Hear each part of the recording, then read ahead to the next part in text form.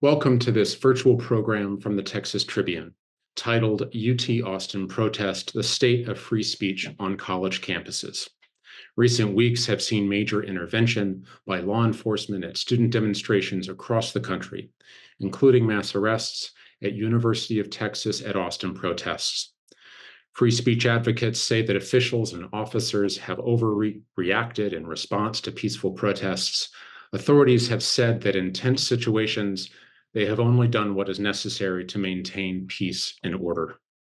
This virtual program, which includes one-on-one conversations with Edgar Saldivar, Senior Staff Attorney at the ACLU of Texas, and Lorraine Pangle, Professor of Government and Co-Director of the Thomas Jefferson Center for the Study of Core Texts and Ideas at the University of Texas at Austin, is intended to provide additional context on the UT protests, current laws protecting free speech, and how free speech has been protected and challenged in previous campus protests, and what may be next. It's important to note that our two one-on-one conversations were recorded on Tuesday, April 30th, and Wednesday, May 1st, respectively. We also want to note that as part of our planning for this program, we extended invitations to law enforcement organizations and to the University of Texas at Austin to share their perspective, but did not hear back from them in time for this recording. Our coverage of the protests will continue to include the context they share. You can read that coverage at texastribune.org.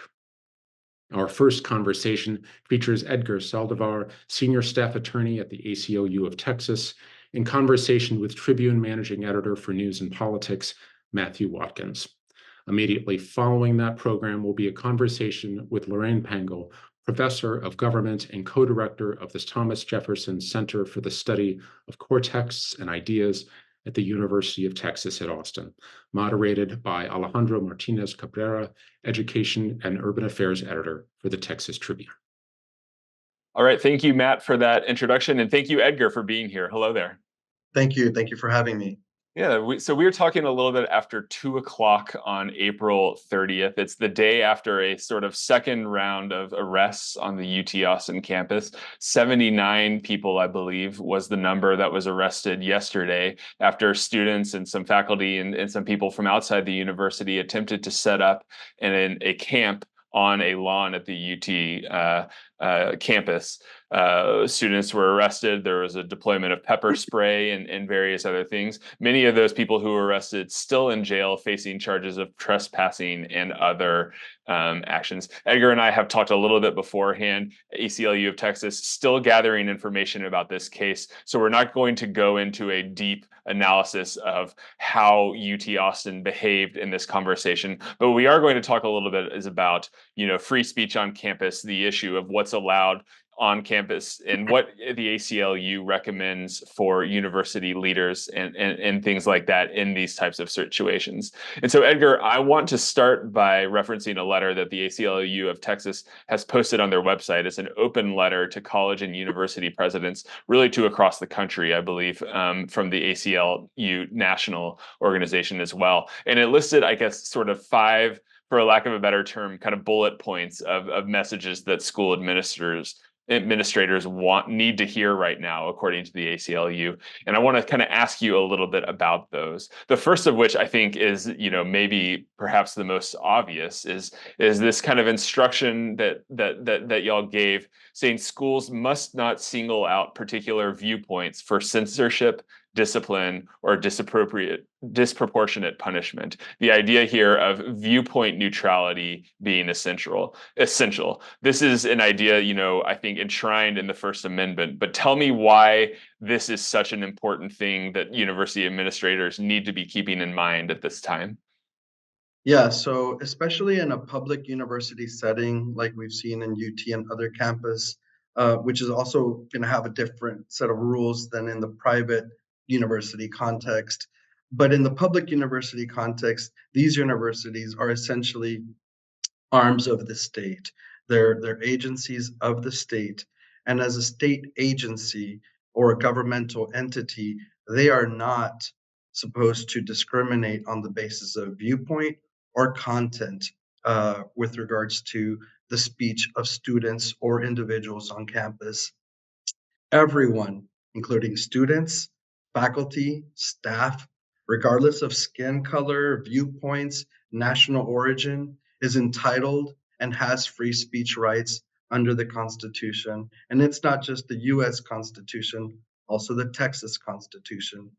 And so, what this requires is governments cannot be interfering with speech solely because they disagree with it, solely because they think the content is inappropriate or they just don't support it. And so, our interest in this letter to university officials is to remind them of these basic underlying free speech rights that really underpin our democracy. And institutions of higher learning are supposed to be institutions where students and people, including faculty, can engage in academic freedom, share ideas, and protest and speech are, as you put it, fundamental. These are enshrined in our Constitution. And so we're just letting folks know that, especially university officials, if you are going to enforce policies to protect property and to protect other school policies, do not forget to make room for First Amendment protections as well.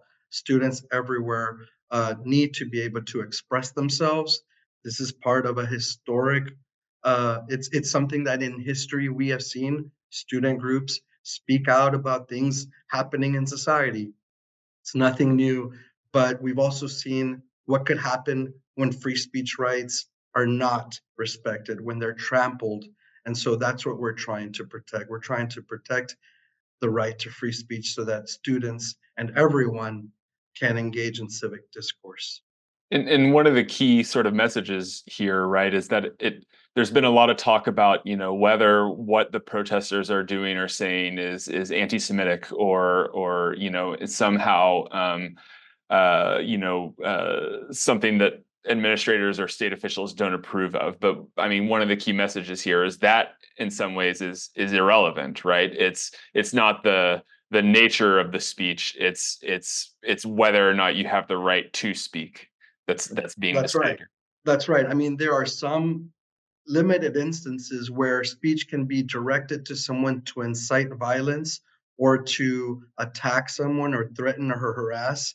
And such kind of conduct is not permitted. It's Mhm. not allowed. It's not illegal. It's illegal. And there are protections against that. There are school policies against that. But what we cannot do is, um, you know, as a university or as a governmental entity, it cannot choose who can speak and who can't based on the content of what they're trying to say or what viewpoints they hold or what political affiliations they have. That Right. is not the place of government. Right, right. And so you kind of transitioned to the second point I wanted to talk about, right? Was another part of that letter was that I'm quoting here, schools must protect students from discriminatory harassment and violence. And I think in some ways people might wonder if there's a conflict there, right? Of saying, in one case you can't police the content of what people are saying, but on the other hand, you need to protect students from specific harassment. So tell me how those two things jibe together and how you can find the line between free speech and harassment. Right. So it's a very fine line. It's a very tricky line, and that's why a lot of these situations are very fact specific to determine like what is legal, what is not. Mhm. But in the case of discrimination and harassment, I think the distinction is: are you addressing conduct that is causing harm, physical harm or threatening harm, or are you targeting speech because you simply don't agree with it? And so there are anti-discrimination laws in place. Federal laws protect against discrimination on the basis of national origin, even ethnicity, race, political affiliations. That kind of discrimination, there are protections in place for it. And so that can be addressed through anti-discrimination laws at school policies against harassment and violence. However, the distinction is the content of what is being spoken about, the actual viewpoints. In some cases, racist language or racist speech can be considered constitutional. However, when you cross the line into inciting violence and attacking someone because of their race, then that's illegal. Right. So saying, for instance, like a vague, or not even necessarily a vague, it could be a specific statement about, Israel's policy, or, one kind of chant or phrase that has gotten a lot of attention and raised a lot of concerns about, whether or not it's anti-Semitic, of, the idea of, from the river to the sea or something in these protests. Because that's not directed at an individual person, might not qualify, but say, as is cited in the letter, putting a sign on someone's door or shouting something at a specific person, that then crosses that line. Am I saying that correctly? That's correct. Okay, very good. All right, number 3, I want to talk about on this list: schools can announce and enforce reasonable, content-neutral protest policies, but they must leave ample room for students to express themselves. Tell me what that means. Yeah, so basically what that means is that schools have to protect first and foremost free speech, Mhm. but they can impose rules and regulations to basically decide like where the protest can happen, where the speech can happen, the time. So you can envision schools or universities having restrictions on using certain parts of campus during certain hours for certain purposes. And so, as long as those are reasonable, as long as those are not driven by some motivation about the content of the speech, as long as they're content and viewpoint neutral, then the courts and the Constitution permit, universities and governmental entities to impose these rules as long as they're reasonable and they're announced to the public. And again, this is something that is necessary for the functioning of universities. Mhm. Universities have to have policies in place to provide for the services that they provide. Right. So you can say, you can't set up a camp on this lawn, or you can't, chant outside a dorm room at 11 o'clock at night while students are trying to sleep or study. But if you're letting one group do it, you have to let all groups do it. That's right. That's right. It has to apply regardless of who is doing it and their viewpoints. Hmm. Hmm. So this one was, the next point was one that I think will feel relevant to a lot of people who have watched the events at the UT campus of the last week. The schools must recognize that armed police on campus can endanger students and are a measure of last resort. I mean, one thing, this seems to be an acknowledgement from the ACLU that universities can step in and try to break up these protests if they are violating the rules, but you seem to be urging a kind of proportionate response in there. Is that right? Well, we're saying that the use of violence or armed forces coming in should be a measure of last resort. Hmm. Um, Obviously, universities are allowed to enforce reasonable time, place, and manner restrictions and rules on their campuses, but um, we're talking about individuals, human beings on these campuses who are there to express themselves, right? Already, uh, emotions are high. These are matters of wide public concern. And so bringing in weapons, armed, security officers into these places can only make things worse. And so what we're saying is that let's put safety as a paramount, first and foremost. You know, the students out there protesting are like anyone else. They're people's children. They're someone's aunt, uncle. It's ordinary people exercising the most fundamental right we have as American citizens, and it's the ability to speak up if we don't agree with something. And so that right has to be protected. It has to be given a safe place to do it. And so, the threat with bringing in law enforcement that's heavily armed is that it could chill speech. It could make it so that students will not be free to exercise this most fundamental right. Mhm. Okay, okay. And then last, students must resist the pressure placed on them by politicians seeking to exploit campus tensions. What do you mean by that? Well, we've heard politicians already call for more aggressive tactics against protesters, against students.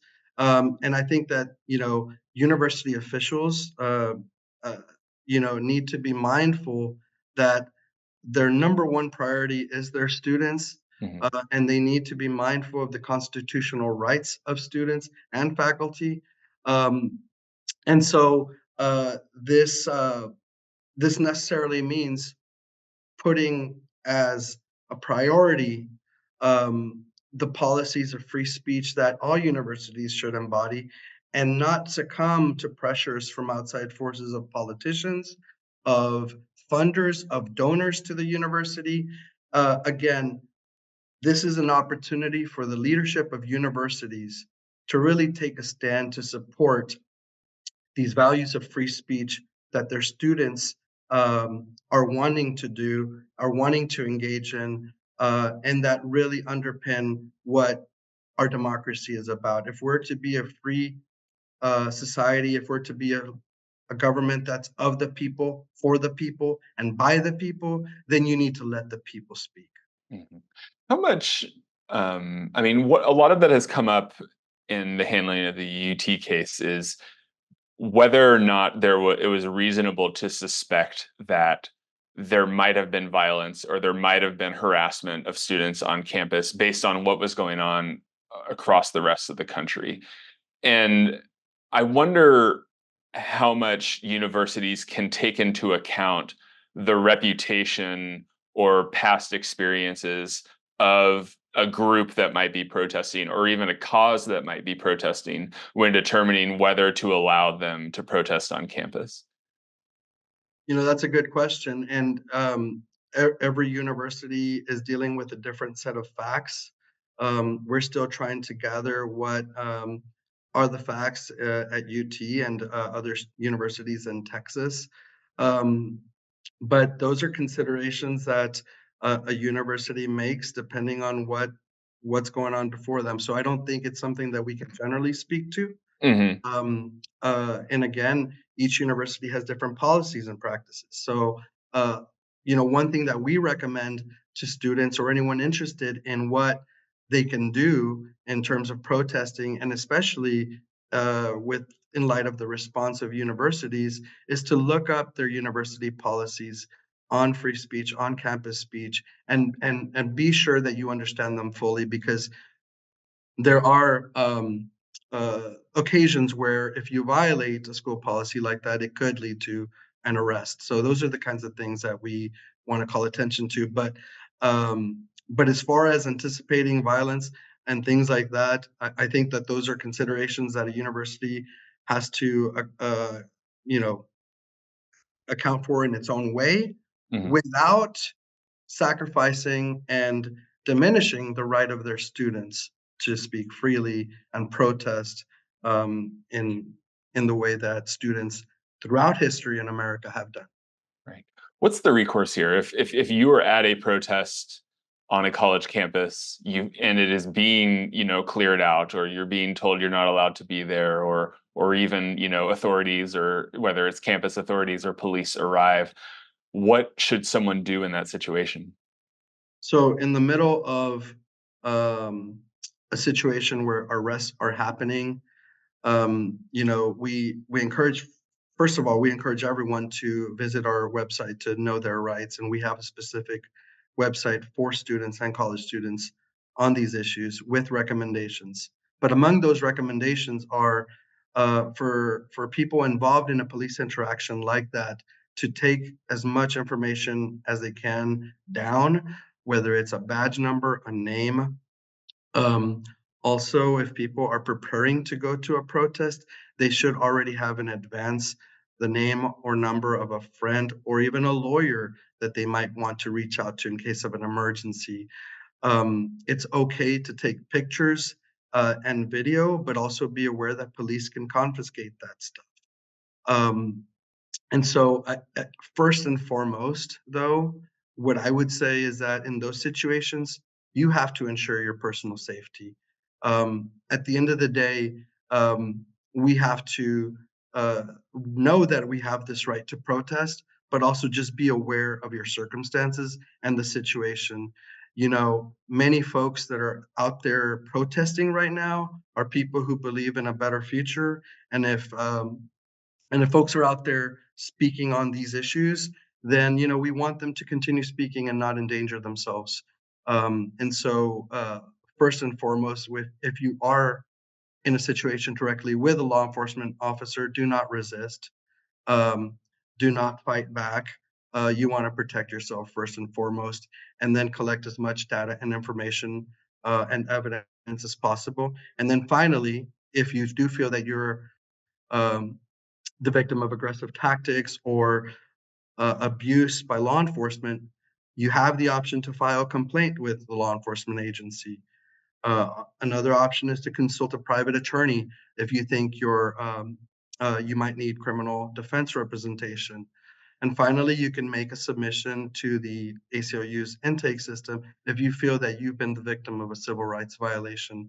And we take those intakes daily to review them and see what if anything can be done. Edgar, thank you so much for taking the time to speak with us. Thank you, Matthew.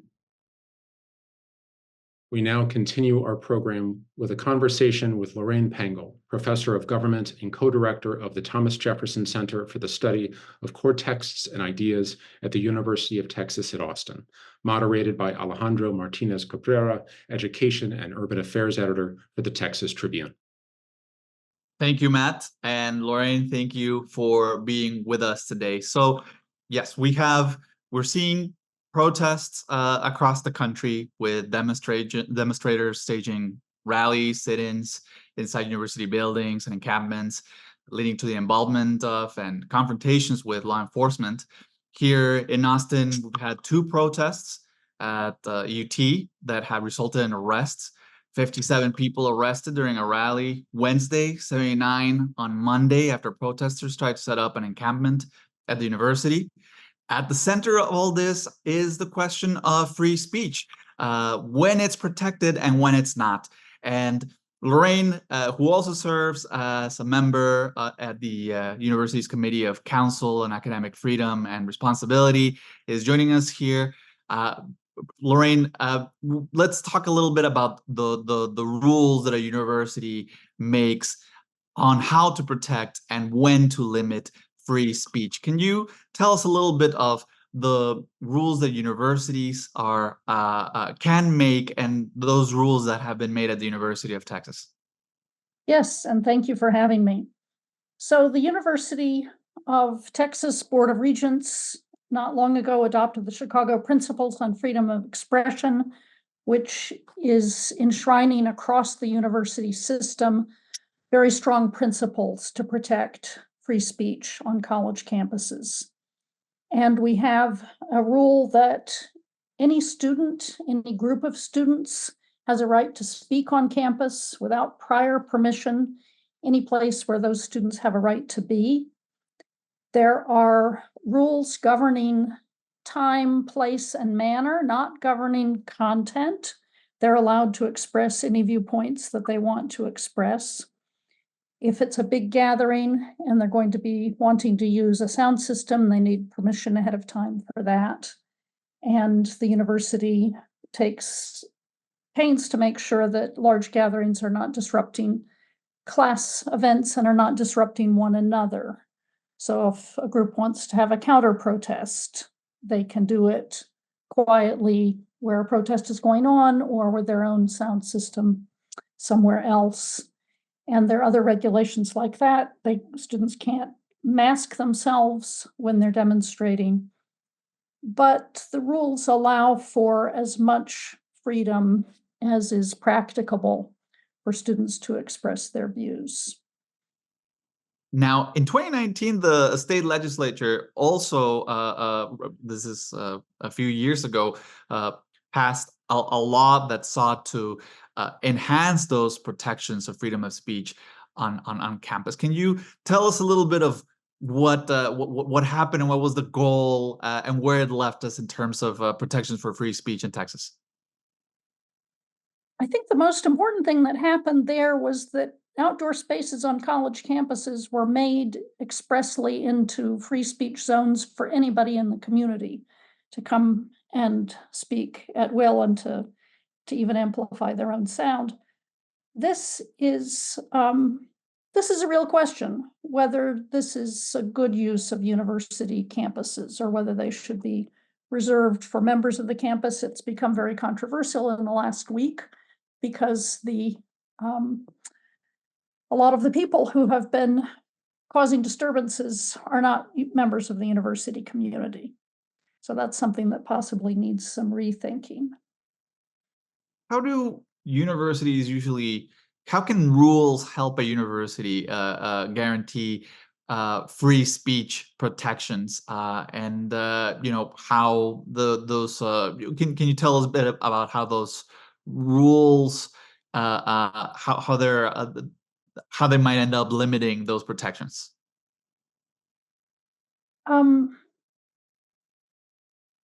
Well, some of the other important ways that they provide protection are that they provide for police protection where it's needed, and they sanction people who try to disrupt other people's speech, so that anything that anyone does to try to prevent somebody else from being heard by their audience is not allowed. There was a lot of controversy several years ago about whether we should be allowing free speech up to the point where people feel hurt by it, where people feel excluded by it. There was a big question whether free speech and diversity and equity and inclusion are intention or not intention.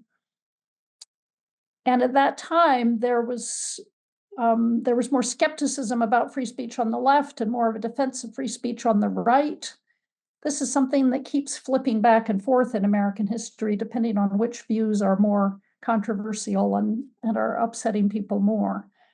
But at this particular moment, the defense of free speech is coming at least as much from the left as it is from the right. But I feel like there's a lot of confusion about hate speech in particular, about the expression of vitriol. And is this something that we really have to allow? What about when groups are saying hateful things about other groups? What about when they're chanting the slogans of groups that are calling for the extermination of Jews, for example? And it's difficult to say we have to permit that if people are being peaceful, but our rules say that we have to permit that. I don't think we have to stop there. I think the conversation needs to continue, and we need to be thinking hard about what else we need to do in order to be a community that engages in respectful discourse and open discourse and constructive discourse.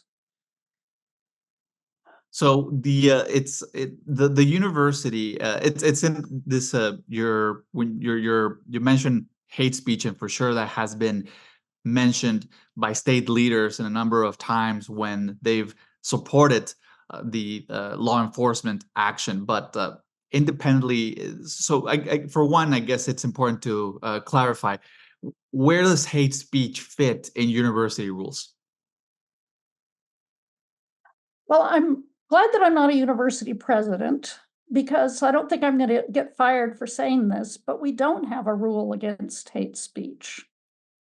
I don't think we should have a rule against hate speech. And I want to read you something from the University of Texas regulations regarding harassment. We do have rules about harassment, and this is targeted and personal expression of hatred or demeaning expressions.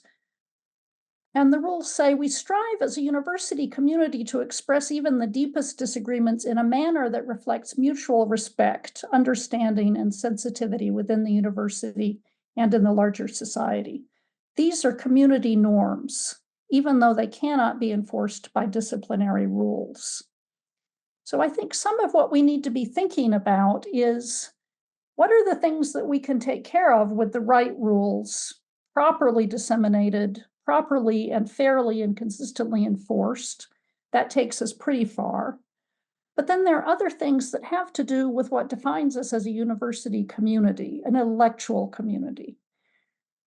We're not just a free market in ideas, I think, but we're a community that's dedicated together to the discovery of truth, to the examination of hard questions, to education, which requires a lot of self-scrutiny and openness and trust.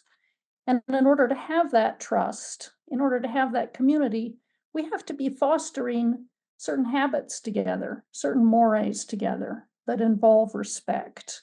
And so one of the biggest questions that we need to be thinking about as a university is, are we doing that adequately? Is there a role for the university president to play in that? Is there a role? What's the role of the faculty? Are we doing our job in this?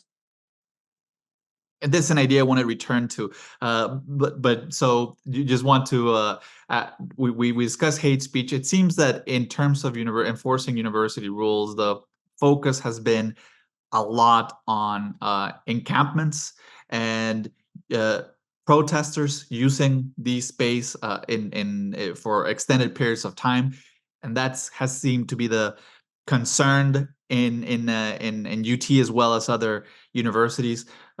President Jay Hartzell also mentioned in some of his letters the presence of people who were not a part of the university community, but going back to SB 18, the law is supposed to permit the use of these spaces by the public, not necessarily, not exclusively a university's community.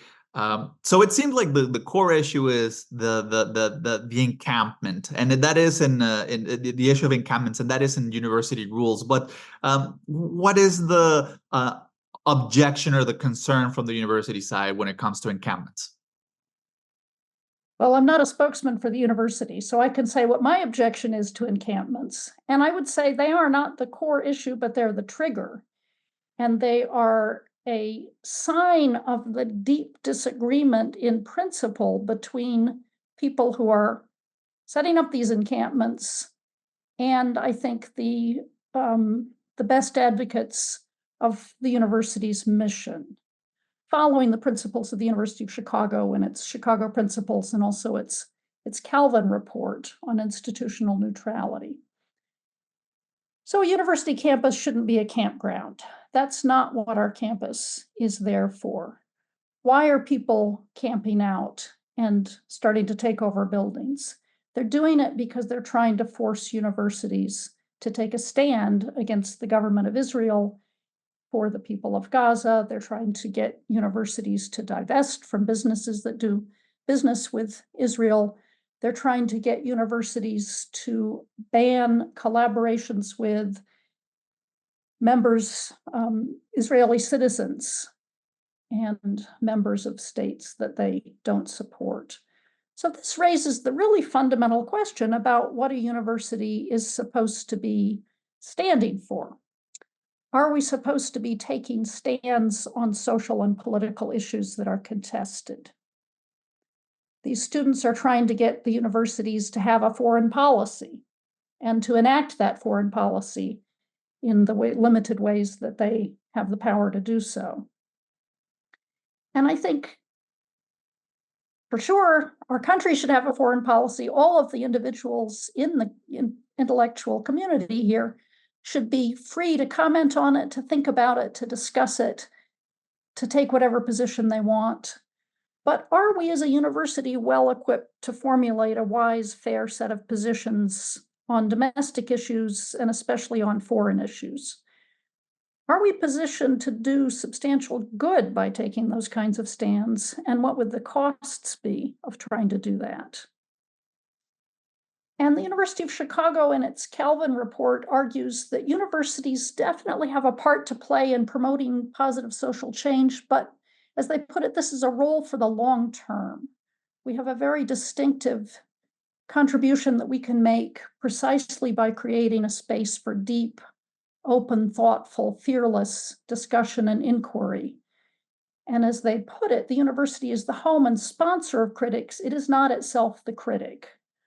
The problem with the university taking a stand on a contested social or political issue is that then we have an authorized view and we have a minority view that's been officially discriminated against and criticized. And that quashes the free inquiry that the university exists in order to promote. So I think we should be having a discussion about that. I think it's terrific that the regents have adopted the Chicago Principles on Freedom of Expression, and I think we should take another step and adopt institutional neutrality on contested public issues. That doesn't mean that university presidents and faculty shouldn't be calling out hate speech when it happens as hate speech that's undermining the norms that we need to function well as a university. But that's very different from taking positions on particular policies. So it's interesting to hear you your use of the word trigger, because then going back to rules, the university is saying that it's enforcing university rules when explaining its response, but then it makes me wonder, can't all rules be used as triggers? Because now you're talking about the university taking a stand, right? But the university does not characterize it as it's taking a stand. It's characterizing it as upholding university rules. But then isn't there the possibility of you taking the stand anytime you want by saying that you're just enforcing the rules and just using that as a trigger for taking a stand and taking a position in something? Sure, yes. So, it's the difference between a governor or a president having policies and the courts and the police that are supposed to simply carry out the law. And if they're enforcing the law selectively, that's a very bad thing and could amount to being partisan actors. And this is essential to the rule of law. The rule of law has to apply equally to everyone. Universities have our own version of that. We have to uphold all the laws of the state and the country that we're in, but we also need to very scrupulously, whatever rules we have, enforce them consistently. Don't look the other way if we like what people are doing, and don't crack down in an excessive way because we're worried about what people might do. And much of our faculty and our faculty council committee are concerned about what happened last Wednesday. And I think we need some clarity. Of course, if there's an imminent threat of violence or a credible threat of imminent violence, depending on what the police and the university administration have heard, they need to disperse a crowd. But we need good guidelines on what that looks like. And it looks like, from what I can tell, that there was the fear that this group would be ultimately trying to set up an encampment and trying to cause the kind of trouble that's going on at Columbia. But a fear of somebody eventually setting up an encampment doesn't seem to be a credible threat of imminent violence. And I think that would be probably a good line to stop at for dispersing a peaceful demonstration.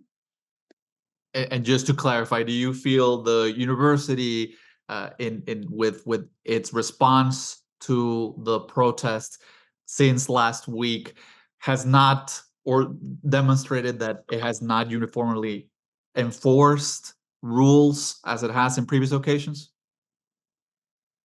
I'm not certain whether the rules that are in place have been consistently enforced, but I don't have reason to think that they haven't been up until now. And I think now what's been happening on some campuses is administrations that are afraid are not enforcing their rules. And what happened here went overboard, perhaps in the other direction last Wednesday, when there was a crackdown, although the demonstration seemed to be peaceful. On Monday, they confiscated a lot of weapons and there was violence. So I think that was an appropriate response. Lastly, Lorraine, can you tell us a little bit of the lasting impact that these tensions can have when we have these protests and there's up to that point perhaps an understanding between administrators and faculty and students about what the rules are on free speech, and something like these protests occur that challenges the university community's understanding of what those rules are. What happens now in terms of is there a more nuanced understanding at the university? The universities reach a more nuanced understanding of what those rules are, or are there lingering effects from those disagreements? Yeah, I was on a committee that the president asked several of us to form to talk about how we can strengthen our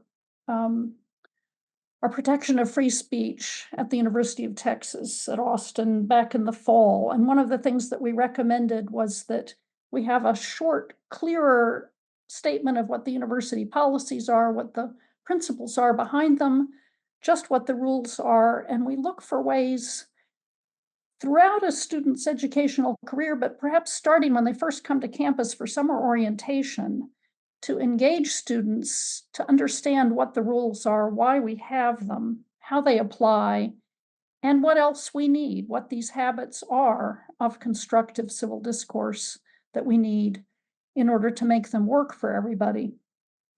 I haven't seen anything come out of that yet, but I would love for us to revisit that, because I think there was a lot of confusion about exactly what the rules are, but also I don't think students understand well enough the difference between intellectual inquiry and shouting slogans and demanding actions of somebody else. They're allowed to demand those actions, but that's not why the university is here. And so I'm not sure that the faculty or the administration is doing everything that it needs to do to model the kind of inquiry that avoids moral posturing and vilification, and helping students to understand the difference between taking a stand that people imagine is a virtuous thing to do and actually practicing the virtues that we need to preserve our freedom as a country.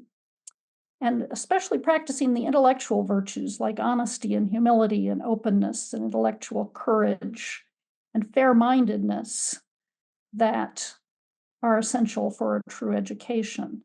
I think we need to talk more about that, think more about how to do that, and how to get students engaged in the process themselves of pursuing those virtues and calling each other out when they're not practicing them in a way that's constructive. That's a tall order. Well, Lorraine, that's everything I have for you. Thank you so much for joining us today. Thank you so much for having me. Looking forward to chatting with you again. Okay, bye-bye.